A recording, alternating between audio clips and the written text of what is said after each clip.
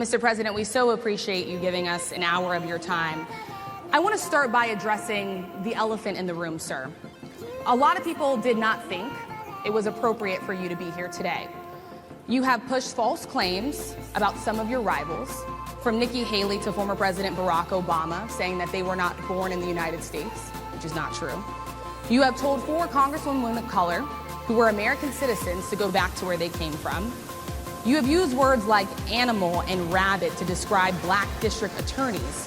You've attacked black journalists, calling them a loser, saying the questions that they ask are, quote, stupid and racist. You've had dinner with a white supremacist at your Mar-a-Lago resort. So my question, sir, now that you are asking black supporters to vote for you, why should black voters trust you after you have used language like that? Well, first of all, I don't think I've ever been asked a question in such a horrible manner.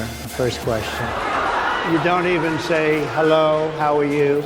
Are you with ABC? Because I think they're a fake news network, a terrible network. And I think it's disgraceful that I came here in good spirit. I love the black population of this country. I've done so much for the black population of this country, including employment, including opportunity zones with Senator Tim Scott of South Carolina, which is one of the greatest programs ever for black workers and black entrepreneurs. I've done so much, and and I say this, historically black colleges and universities were out of money, they were stone cold broke, and I saved them and I gave them long-term financing, and nobody else was doing it. I think it's a very rude introduction. I don't know exactly why you would do something like that. And let me go a step further. I was invited here, and I was told my opponent, whether it was Biden or Kamala, I was told my opponent was going to be here. It turned out my opponent isn't here. You invited me under false pretense. And then you said, you can't do it with Zoom.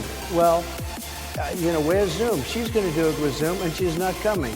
And then you were half an hour late, just so we understand. I have too much respect for you to be late. They couldn't get their equipment working, or something was wrong. Mr. President, I would love if you can answer the question on your rhetoric and why you believe that black voters should trust you with another 4 years. I have been the best president for the black population since Abraham Lincoln. That's my answer. Better than President Johnson, who signed the Voting Rights Act? And for you to start off a question and answer period, especially when you're 35 minutes late because you couldn't get your equipment to work, in such a hostile manner, I think it's a disgrace. I really do. Let me just ask a follow-up, sir, and then